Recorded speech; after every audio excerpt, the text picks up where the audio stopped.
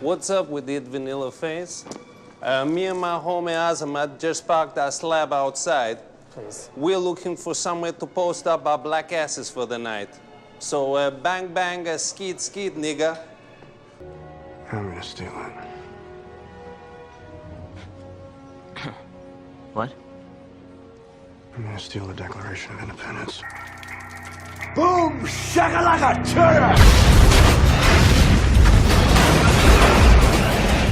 You're out, LaFleur! Ejectocito, cuz! It worked! I love this part! Please! Come on! Goodbye, Benny. Welcome back, you guys. Thank you very much for joining us. My name is Swadik Mayanja, and I am with Mumburi. Welcome to the Millennial Classics. And on this podcast, we talk about the best and most memorable movies, music, and culture-changing events from our generation. From one millennial to another, Mumburi, what are we talking about today? All right, today is actually this is a Swadik special. It's a great, this is not a Swadik special. This is a millennial special, okay? This is the pinnacle of comedy when it comes to satire. Pinnacle of satire. I'll get to my reasons why. Murray, please. We're doing BORAT. We're doing BORAT, Sacha Baron Cohen. This is pretty much like the one-man band type deal. But we're doing BORAT, Sacha Baron Cohen. Q's actually going to explain why we picked it because he was the driving force. I'm more than the driving force, okay, you guys? All right, so before we even get... Oh, stop. It's my alarm clock. I got to get ready for that night shift. But before we even get into this, I want to just start by explaining the title. All right, when you get a title like this for a movie that gets played worldwide, you ask yourself why. How is it even possible? The title of the movie, we all know it as BORAT, but the actual title is BORAT: Cultural Learnings of America for Make Benefit Glorious Nation of Kazakhstan. The grammar isn't even correct in the title of the movie. That's where we're starting. Ladies and gentlemen, that's where we start with this movie. All right. This is going to be a long episode then. Yeah, okay, look. So the reason I chose this movie, because this movie was the funniest movie I saw up until the point I don't know how I'm trying to explain this, but this was the funniest movie I saw the first time I saw it. The funniest movie I saw. The Hangover is better. But this Hangover came out after. We'll get to Hangover. We'll be talking about Hangover. Right now, we're talking about BORAT, the funniest movie I've seen up until that point. Okay. Yeah. And I don't know if there's a top 10. I don't know if there's a rating. I don't know what the scales are, but this movie, BORAT, is easily, when I say easily, I mean easily in the top 10 most quotable movies of all time. Easily. Number one. Number two. Is it quotable or do people just say, my name is BORAT?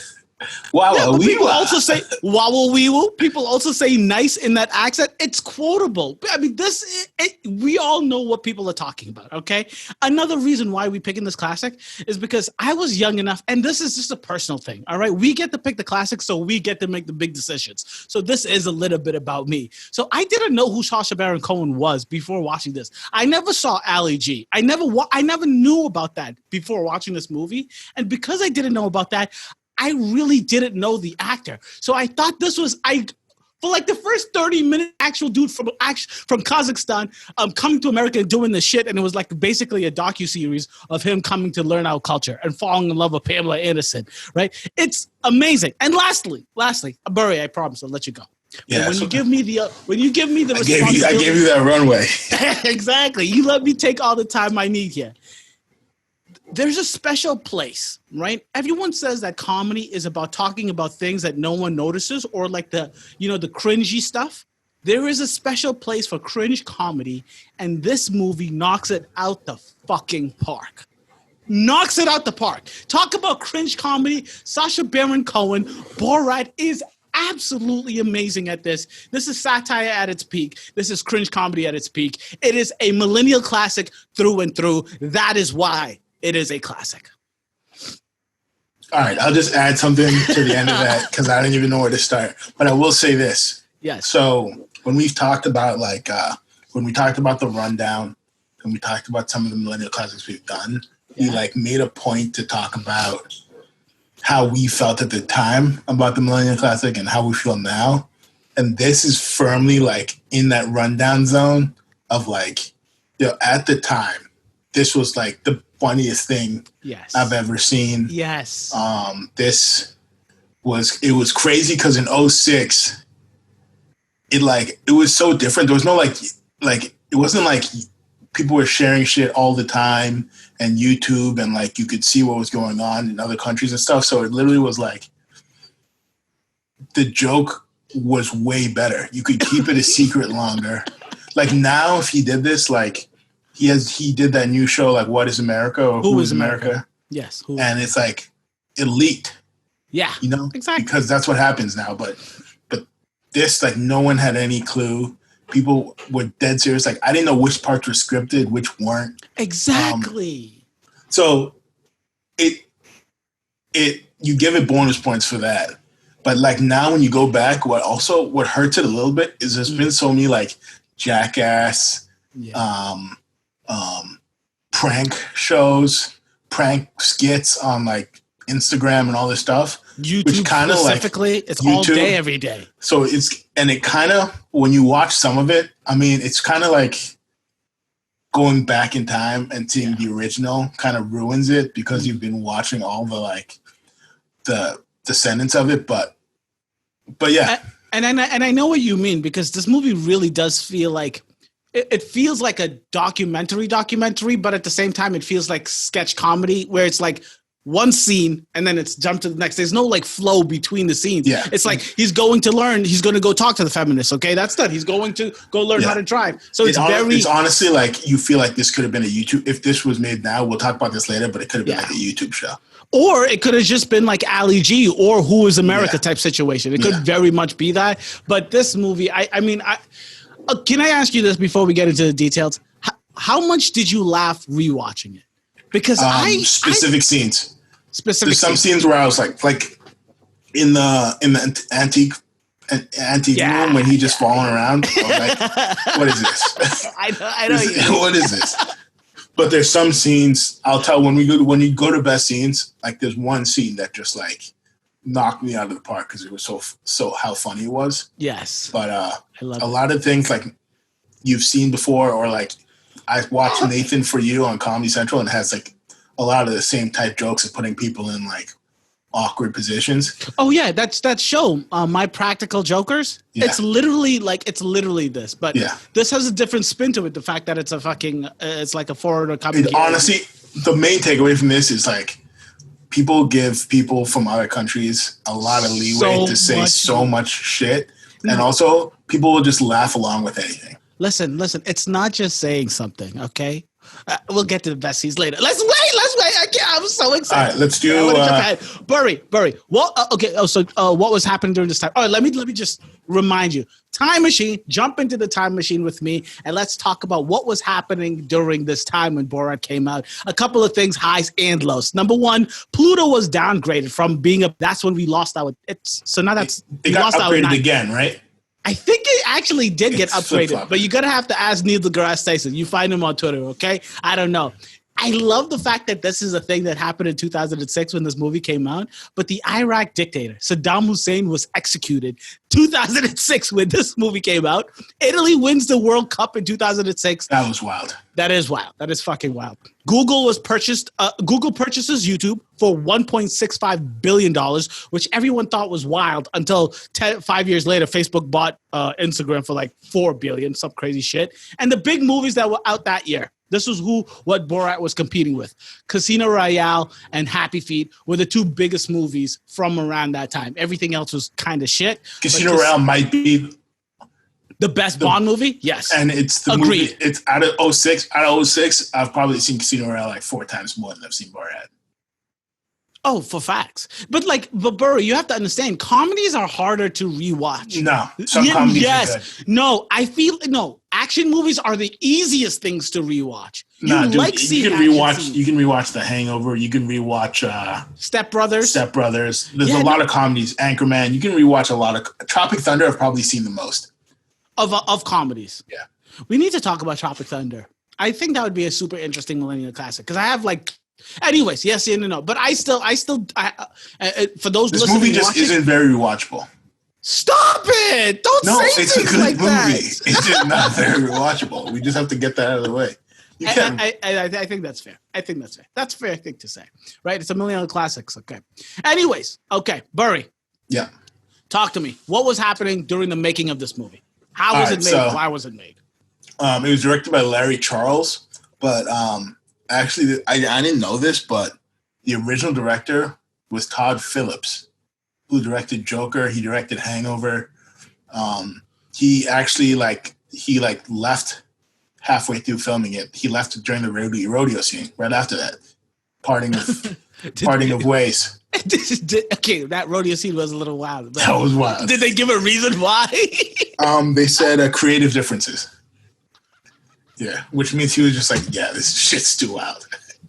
Yes, but yes. It was a hit though, $260 million worldwide on an $18 million budget. No, Burry. Yeah. You just what's it called blocked out right there. It was a hit? How much? It was a hit, $260 million worldwide on a $18 million budget. And let me tell you, it feels like someone's walking around with $17 million because it does not feel like an $18 million movie. 91% on Rotten Tomatoes. So that's amazing. Critically acclaimed, and it was a huge hit. Yeah. So it makes sense. It was on a lot of best lists, best end of the year lists. Got nominated for an Oscar, best adapted screenplay. He won. Sacha Baron Cohen won for best actor. Are you serious? Yeah. See, this was before I actually started caring enough to pay attention to who's taking home the Oscars or who's getting nominated. But the fact that he actually so is there an Oscar category for best comedian actor? No, Golden Globe. Oh, okay. Did I say Oscar? I mean, he won for Golden Globe for best comedic Oscar actor. Yeah. Yes, but it was a movie nominated for an Oscar. Yeah, adapted screenplay. Oh, that's awesome. That's amazing. But That's amazing. Lost to Departed, I think, both Golden Globes and. I think that makes sense. I mean, I couldn't pick Borat over The Departed. I mean, that doesn't make any sense. Yeah. Larry Charles. So the director, he's worked with Larry Charles on Bruno and on The Last Dictator. He's directed those two movies, and he was a writer on Seinfeld. Yeah, we're gonna talk about those two movies and where he is now in a little bit. But before that, going back, Mumbury, do you remember where you were when you watched this movie? Do you remember what was happening in your specific life, very personally? So I do remember seeing it, and I remember this literally. Everyone talked about this movie for probably a month. Yeah, straight. Yes. It was wild because you almost. This was such a big movie. Yes. At the time. Yeah. And I have to give it to you. Before the rewatch, I forgot. I had a vague sense of a lot of scenes. But the thing is, what I was saying before is, it's not a rewatchable as a full movie, but I've gone on YouTube a bunch of times and just banged out some clips of this. Yes. And this might hurt it a little bit, but I actually think Borat the character is better than Borat the movie. Because when he goes on, there's some clips of him going on Letterman or the UK shows as Borat, and I think that those clips are way funnier than anything in the movie. Quintessential reason that I think we picked this, or I wanted this movie to be in the Millennial Classics podcast, is because you said it.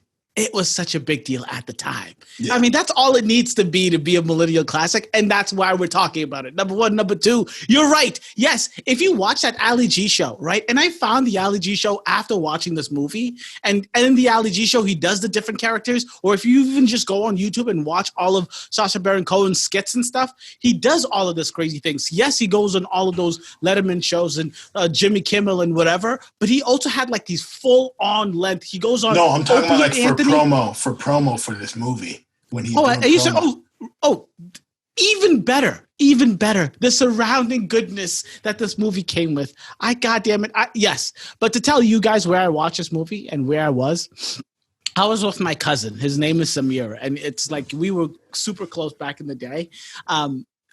We went to elementary school together and everything. Before I moved to Newton, and I remember him and I watching this movie, and we had to pause it at least 3, 4, 5 times because we were laughing so hard. My mom was yelling at us upstairs. And then that day, we did not get to finish the movie because my mom said we were being so loud. Mamburi, we did not get to finish the movie. My mom said we were being so loud. The next day we tried to finish the movie. Do you know what scene we started to rewatch that movie in? The naked fight scene.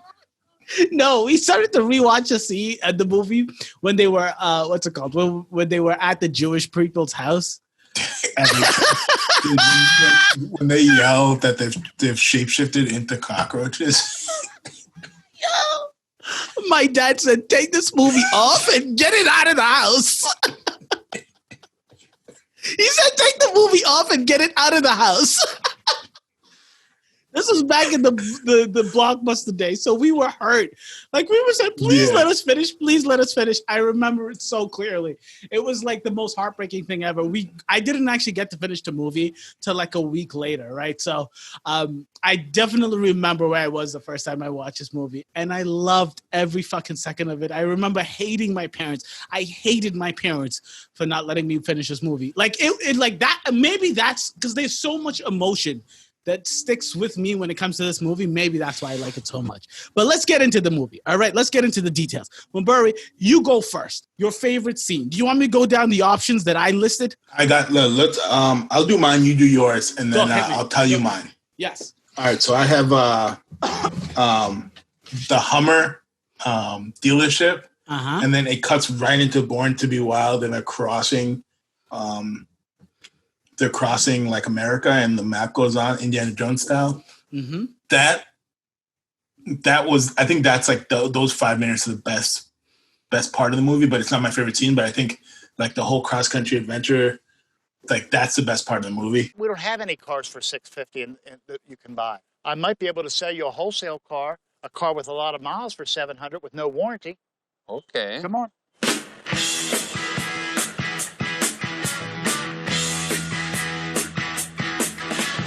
Get your motor running. Head out on the highway. California, I coming. But that's not your favorite. It's not my favorite scene, but I think it's the best scene in the movie. It's a fantastic scene. Okay, keep going. Then you have the local news scene. Mm-hmm. The Rodeo King to the national anthem, and the Rodeo King telling him to shave his mustache off. Yeah, because he looks savagery, bro. Like too much of a Muslim. He knows he isn't one, but just to be safe. And then the national anthem where he's like, he keeps getting more and more applauses until he starts talking about like genocide, and they're like, oh, okay. And then he gets booed. May we show our support to our boys in Iraq. May USA kill every single terrorist. May George Bush drink the blood of every single man, woman, and child of Iraq. May you destroy their country so that for the next 1,000 years, not even a single lizard will survive in their desert. Bro, he says in that scene, he hopes that George Bush drinks the blood. Yeah. And then the church scene. All right, keep going. The church scene. I really like how, I don't know, I like the idea of them being really into saving Borat, and then they're just so into it, and you can tell this dude is just, they're both like, both parties are just really into it. And then my favorite scene is the telegram at the hotel when he gets his wife is dead, and the guy is like, you can tell this is like the worst thing he's had to do at work, and he's just like, are you saying my wife is dead? And the guy's just like, that's what it seems to say here. And the beauty of it is he made the guy read the entire telegram. Bro, the guy has no idea what's going on. And then yes. And then he goes, I've. And you can tell the guy was just so relieved. I have a telegram for you. You can read? Yes, I can. Was walking your retarded Vilo in the woods when a bear attacked and violated and break her? She is now dead? Might you say my wife is dead? Yes, sir. I'm sorry to inform you, but that's what the telegram says. High five!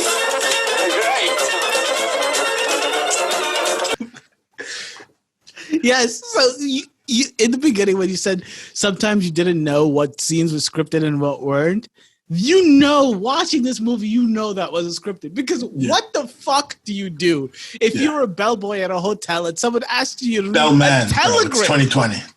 Bellman. And someone asks you to read a telegram that's saying that his wife is dead. I love that scene, okay? But I think you missed a couple of fantastic scenes, Newberry. No, I have two penciled down as the worst scenes in the movie. And if you say any of these, you're going to lose some points. All right, so let me just tell you. I'm not even going to go down my list, and we'll talk about that after. I'm just going to tell you what my favorite thing is, my favorite scene is. And I couldn't cut it up, okay? I couldn't. I had no choice but to pick the entire big picture scene. And it's the intro. The intro is amazing. The intro is really sets the tone. It's like it goes, Jerry Maguire. Bro, when he's talking about setting the tone. This sets the tone. Yes, it's the weirdest beginning of a movie you've ever seen. And I keep saying documentary because it starts out with this funky, like, foreign music. This dude is speaking, like, some broken-ass English.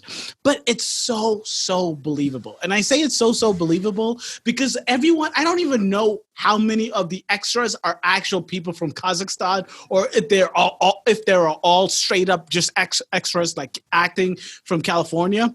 But it's so believable because you have like scenes where like the mom is holding the baby, pushing it into the screen so it could get screen time. You believe that. He says some of the best quotes are in the scene. The town rapist, the neighbor, his sister, who's number 4 prostitute in in Kazakhstan. The facts that his wife is chopping wood. There's a cow in his fucking house. His hobbies, when they go through like that, his list of hobbies with the ping pong and the sunbathing. It is insane. Yakshamash. My name is BORAT. I like you. I like sex. It's nice. This is my country of Kazakhstan.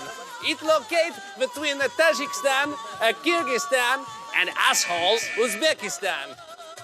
This is my town of Kusak. This is Orkin, the town rapist. And then it tops everything off with the most anti-Semitic scene in the running of the Jews is. I literally can't believe I completely forgot about that when I rewatched it. Oh, exactly. I said the same thing. I was like, "How was this movie okay?" Yeah, Sacha Baron Cohen is Jewish, right? Yeah. Yeah. So I guess that's like it gives him the pass, just like how he's not a gypsy, and gypsies get it almost as hard, bro. Get it so hard in this movie, but yes. God damn it, I love the entire intro. I can watch that intro every day. And the music, I don't know who is the soundtrack or whatever. I don't even know if this is legitimate Kazakhstan music. But it's fantastic. It's so good. It is so good. And the villagers had no idea that they were in like a movie. So it was an actual village. It was a village in Romania. And I think they tried to sue them because they got paid like $3 a person or shit like that. Favorite scene is easily the intro. I mean, it is the greatest tone setter of a movie ever.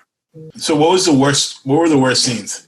And I have to be honest about that. The longer the movie went on, the older the joke got, right? Yeah. So like, I feel also, did you care? I didn't care at all about the whole Pamela Anderson thing. No. The whole Pamela Anderson thing is a shit. Like, that's what, like, when the Pamela Anderson thing became real, that's when you knew right away, this is not a real movie. It's just not a real movie.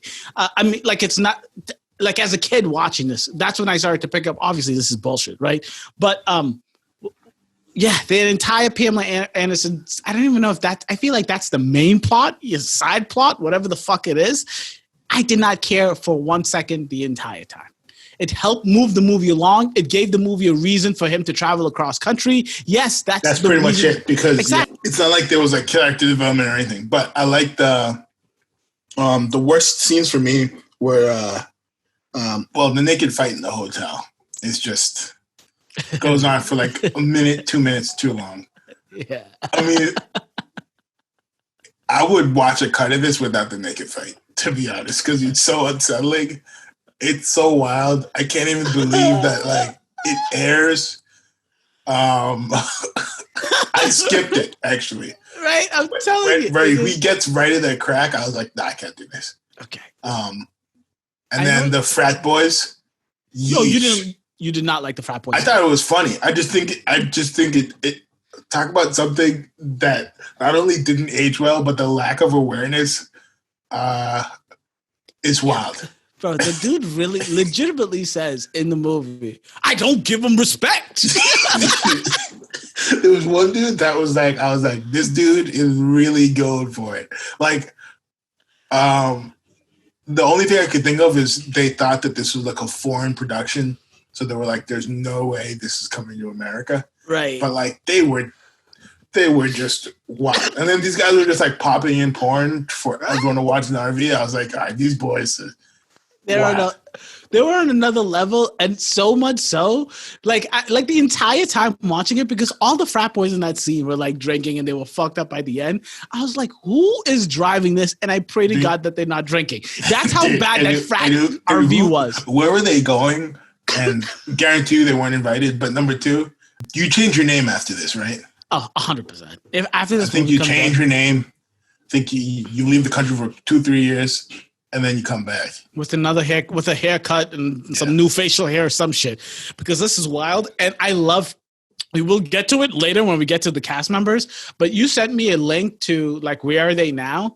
And like just seeing where these people are. Cause most of them, when you read up on where are they now, most of them had no idea that this was like a bullshit thing. It was like the Who is America type situation, right? They'll give like a legitimate PR agency and then say it's coming from a legitimate country, but obviously it's a fucking satirical movie. So like, I love that link because if you are one of those frat boys, you need to switch some shit around if you want to get by, especially now in 2020. But so my worst scene, some parts aged well.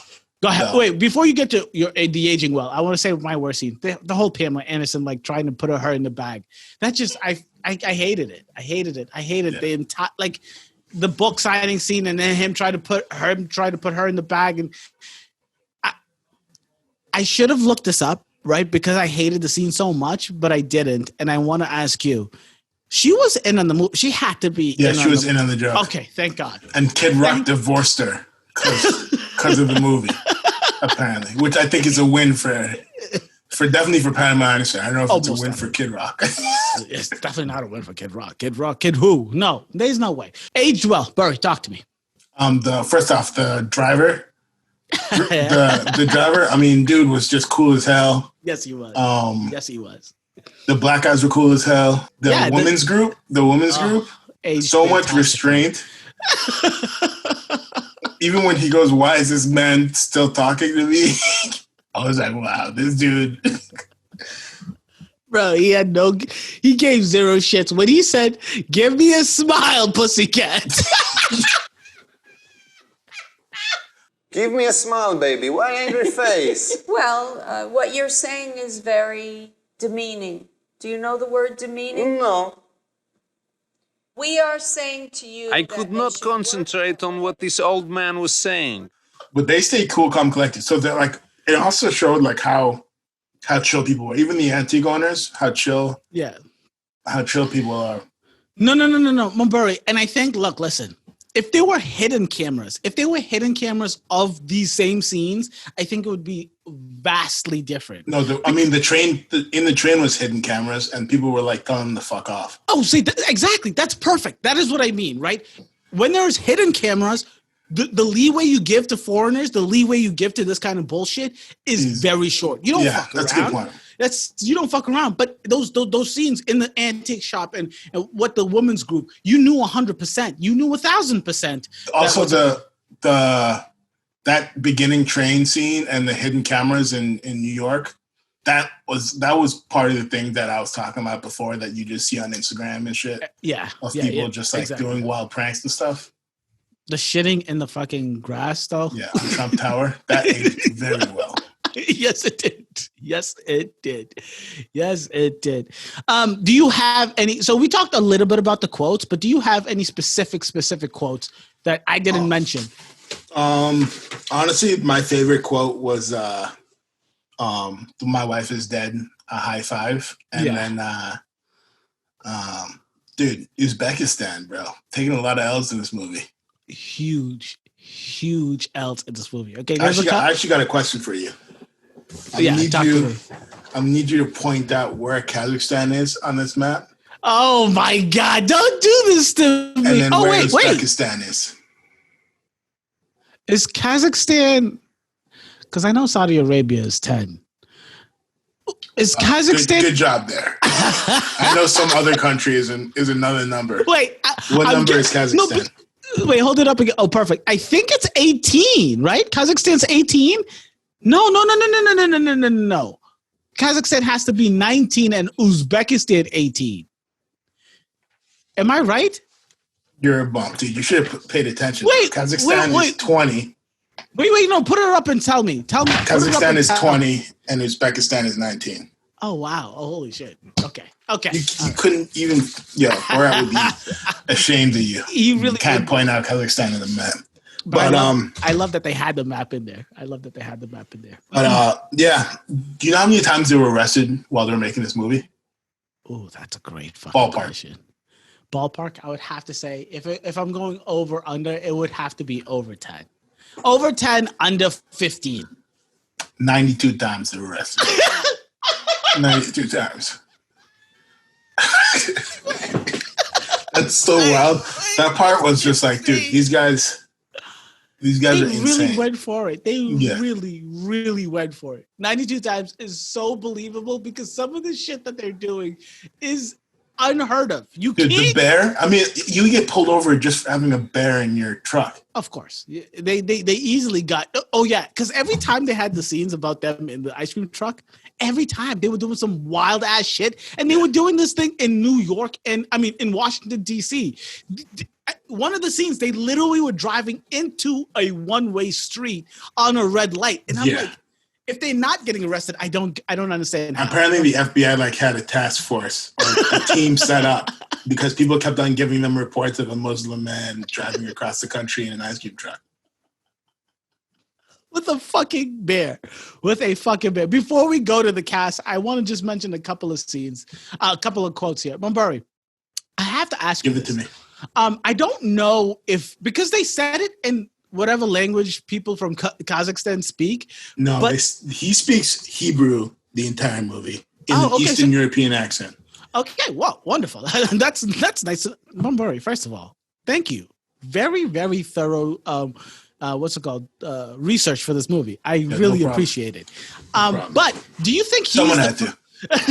Fuck you too. Do you think he's the first person to come up with the term back pussy? I don't remember a time before this, but he does say it in Hebrew. You know, I've actually done quite a bit of research on this too. No, I have no idea. But he does say it. I love the fact he says it. He says it in Hebrew, so I don't know if it it carried on in English. But he does mention back pussy when fucking Azamat is blow drying his ass and ball hair, his pubic hair. That's what he does. That's what his assistant does. Blow dry his fucking pubic hair, number one. Another quote that I love. He recommended that so Azamat is saying this to Borat. He recommends, let's not fly in case the Jews repeat their attack on 9/11. Great. And then I love this one. Just as a black person, he says, a genuine chocolate face, no makeup. I love that quote. All right. This is going to be a short category, but we could talk about the extras, but a super short category, the cast. MVP, do we even have to ask? It's Sacha Baron Cohen. Done. I mean, it's just because he's the only person that matters. But I have to say, and I mentioned this last time. Is this his peak? That's hard to say. Yeah, because this is the most acclaimed movie he's ever done. This is definitely his peak, but it's not like most people where he peaks and it's a cliffhanger. It's like he peaks and he's been riding the wave ever since, and he actually came up. Like it's been a valley for him. I'd say it's like Tim Duncan, where it's how so? Where it's like there's peaks where they win rings. Yes. But like otherwise, you just don't hear from him. And you just never know. But like every once in a while, there's a big W. Great comparison. Because when he's not shining, you don't hear anything about him, but he's not losing. He's not being a bum. You don't hear like he's getting arrested on the side of the street, or he doesn't go broke, or he doesn't have work. It's just you don't hear from him. I said this was like a part of a 2-year peak because 05, 06, 05, he was in Madagascar. He was King Julian. And is that Sacha Baron Cohen? I think King Julian or Borat, they're both iconic characters, and I think both of those would be his peak. King Julian is my favorite Madagascar character. Everyone else is. I mean, like, is it Chris? Who's the Chris Rock, Marty the Clown? Yeah, he's the zebra, right? Yeah. Yeah. No. Even though Chris Rock is in Madagascar, Sacha Baron Cohen as the king is my favorite character by far. But yes, the MVP is Sacha Baron Cohen. But what I was going to say is, like The Mummy, I always respect when the names are believable and are great. Borat, fantastic name. Sagadiyev, whatever, however you pronounce it. And I love Azamat. I love that name. You believe it. The bullshit name is This is definitely peak for Azamat, by the way. Well, is Azamat an actual actor? Yeah, his name's Ken Davidoff. His name is Ken. He's in a bunch of movies. He's in like Get Smart. He's in a bunch of stuff. But this is definitely, dude, his IMDb looks like Nick Cage's. It's like 9 things in 2019, 8 things in 2018. That's wild. He's like he's more than an extra, but he's not enough for you to notice. And then Lunel, the stripper, the lover, the whatever. She's a comedian. She is a comedian. Yeah, I knew her. I know her now.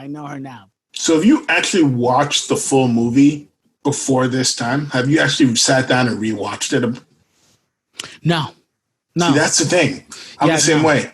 I think the YouTube clip, you just watch the YouTube clips, and you just get by. Like, I don't think this is the type of movie where you're just like, oh, I'm going to sit down and rewatch like Independence Day.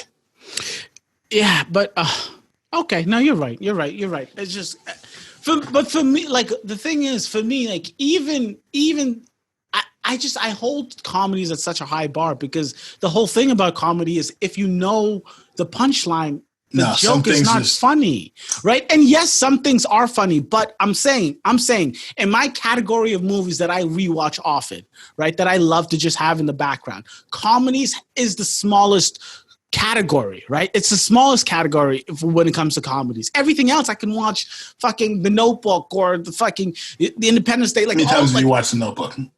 I don't think I've watched it once. Yeah. I don't think I've watched the whole thing once. I don't think I've ever seen it, but we have to do it. It's part of Millennial Classic. We have to do it. You better sit down and watch it. Ladies and gentlemen listening, we are going to do The Notebook, okay? You heard it. You're going to do The Notebook. Is there even an LVP? Like, is that like a category that we can have? I guess the frat guys, because they had to go into witness protection. They out there with Rainbow Face. What's his name? Yo, that dude in the rodeo, bro, like, you want to say he had like a shitty situation, but in 2020, when you just had those people, the Jews will not replace us, and these motherfuckers. Oh yeah. Like, it's like he's not that far out. In fact, he's right at home. He's not like he lost his job or anything. All those guys are still chilling, bro. Right? It's wild. It is absolutely wild. And he was just looking out for his boy Borat, bro. He just wanted to make sure he knew he was one of the good ones. So, like, can we talk about that for a second, bro? Just because, I'm a big believer in intentions matter, right? As long as the intent is good, he has good intent, but he's no good intent. He's literally like, wait until we hang all the Muslims, then we're gonna come back here. We're trying to hang all the gays too. That's what we're trying to do. That's literally what he says. Yeah, but he literally says, shave it so you don't look like a Muslim. Maybe you look like an Italian or something. Yeah. He's like, because you're not a Muslim. Exactly. He just says you're not it. And you don't want to be one because we want to kill all the Muslims. I love it, bro. I fucking love it. Can we jump to the remake? Oh, wait. Do you want to talk about the where are they now? Is there anyone specific you wanted to speak about? I mean, Sacha Baron Cohen doing, he just did Who's America, and he has a show on Netflix called The Spy or something, which is supposed to be like a serious show. Yeah, it's not one of his characters. Yeah, let's talk about Sacha Baron Cohen on Where Are They Now? Just because I think they give him too much credit for saying Tim Duncan because it's not Tim Duncan, because Tim Duncan would be like Will Ferrell. I don't think Tim Duncan is a all-time great, and I think Sacha Baron Cohen's like just below that. Yeah, he is just below that. But when you talk about comedies, yeah, he's just below that. But when you talk about specifically that specific category of satirical comedy, or like, what is it like? Yeah, maybe like pranking. I don't want to call it pranking because it's so much more than a prank. He is like a character, and he never stops. He never stops being that character, right? There's no, oh my goodness, I'm kidding. It's a joke. Punked. You got it. Like, you know, whatever. It's not like Ashton that. Kutcher? Ashton Kutcher. No, I will say this. If you see him do it on like Letterman and stuff, it's way more impressive because he's like trying not to laugh. He's staying in character and it's live. And like that part, and even Who Is America, I'd say is more impressive than this because there are literally certain parts where he just gets the audience, gets the people he's interacting with to say some of the shit that's so wild that you're just like, this is insane. But he's kind of just being like a wild guy, you know? Listen. And if you haven't seen Who Is America, you're missing out on some of the craziest shit. And when Burry's saying he gets people to say things that are wild, he gets a state representative, a national state representative, to show his bare ass, knowing, ladies and gentlemen, that there's a camera there recording the entire situation, show his bare ass, say the N-word, and bite a dildo on camera. Sacha Baron, I don't know how he does it, but he is so good. Oh, all-time quote. All-time Borat quote. You mean the guy who put the fist in me was a homosexual? Yes, when he was talking to the chocolate face. Yes, he did say that. You mean the guy who put a plastic fist in me? Is he a homosexual? Love it. But no, I ladies and gentlemen, if you like this movie, if you like this kind of comedy, you need to watch Who Is America. If you haven't seen it, it is on Showtime. Some of the most cringy things ever. And this is actually a mutual memory. When this show was coming out, I took a trip with Mumbury to San Francisco, and we watched one of the episodes while we were at his place. It was one of the most awkward moments of my entire life. I don't know what episode it was, but listen, if you're watching this, don't watch it with family members, and definitely don't watch it with your parents. Just go and just put some headphones on and watch it on the laptop. It's an awkward, like they do some wild shit. They say some insane shit. I mean, it's absolutely crazy. But if you know Borat, it's Borat, but times 10, 2020 version. Okay, the remake. Can this movie get remade? And is there anyone that could live up to the cringiness that Sacha Baron Cohen brings to the movie? I said no, and I said it would have to be like a TV show, Netflix show, or like a YouTube channel. But even YouTube might be dicey. I think it would have to go this wild. I mean, if you say some shit like this on YouTube, I feel like you get like hate speech out. I think it has to be like on Netflix where there's no like ads or whatever. I have to disagree with you because I keep saying that this movie is very much like a sketch comedy show. So I can definitely see one of the Keegan Michael Key. But none of the shit they've done is like this explicit. What'd you say? None of the shit they've done is this explicit.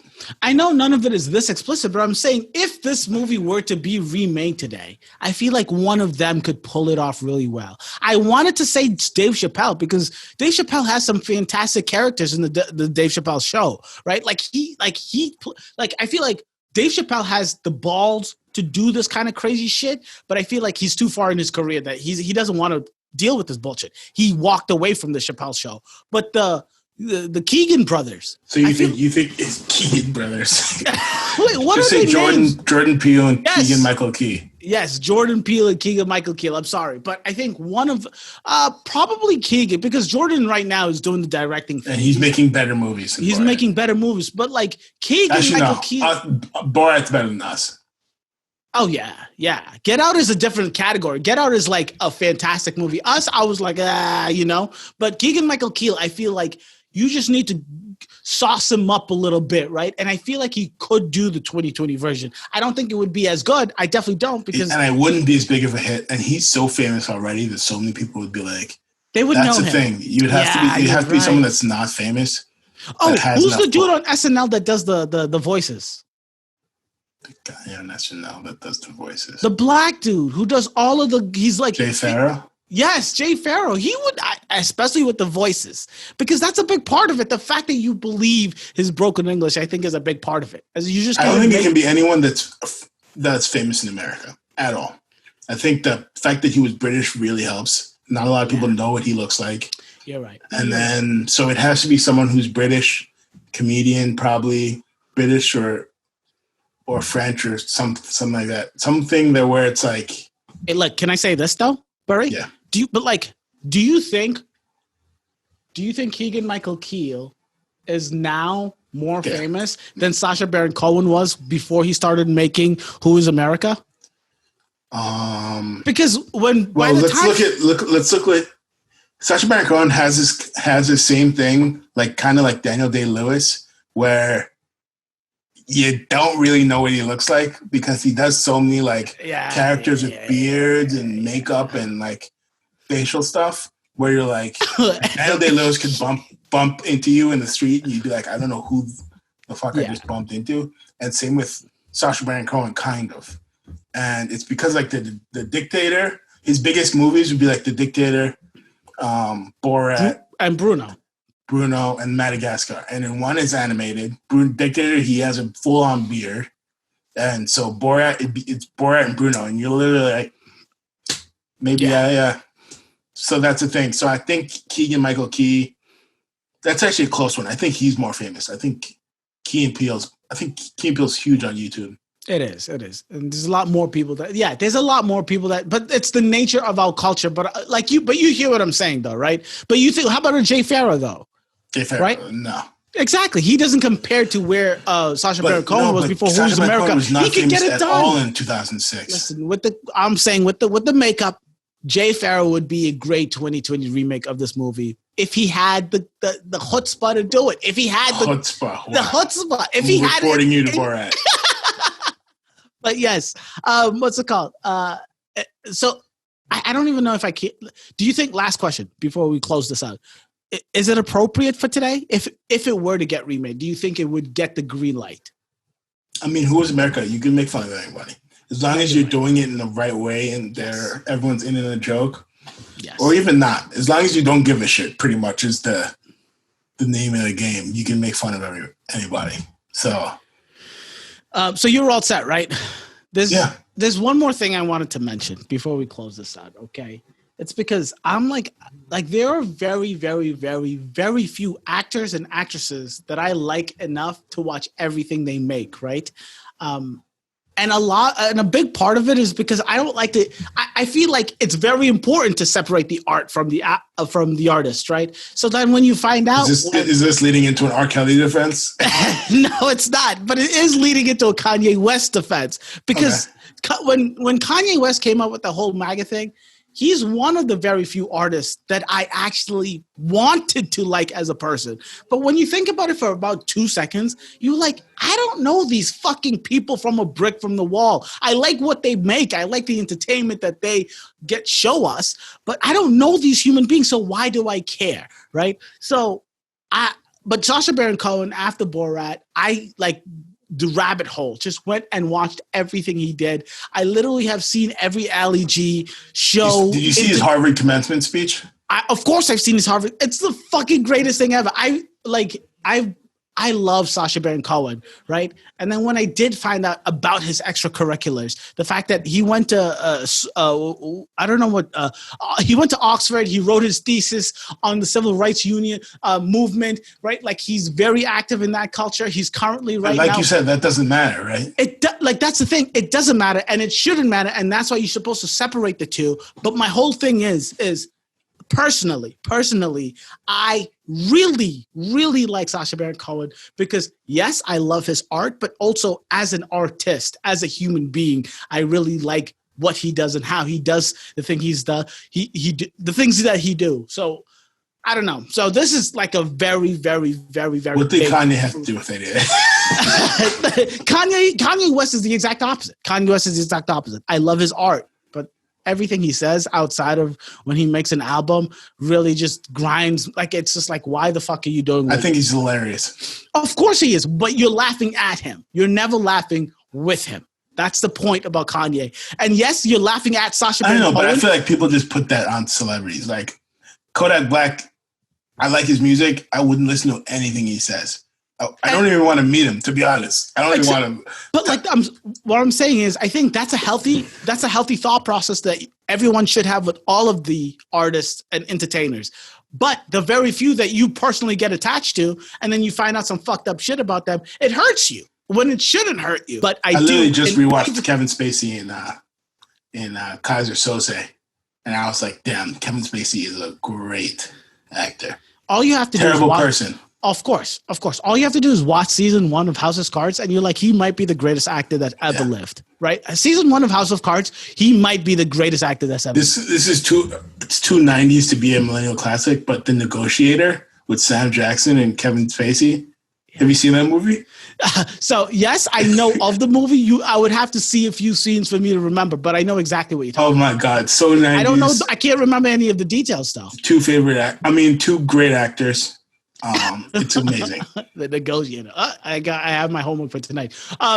So you guys, ladies and gentlemen, for those who are watching, for those who are listening, don't forget to subscribe, comment, share, do whatever you need to do to make this spread, especially if you're a millennial. Share it with a friend, a cousin, someone that's in our generation. Trust me, Borat is one of those movies. It's a classic. You need to rewatch it. If you don't want to rewatch it, no biggie, but find the sketches on YouTube. You heard us, and tell your friends about it.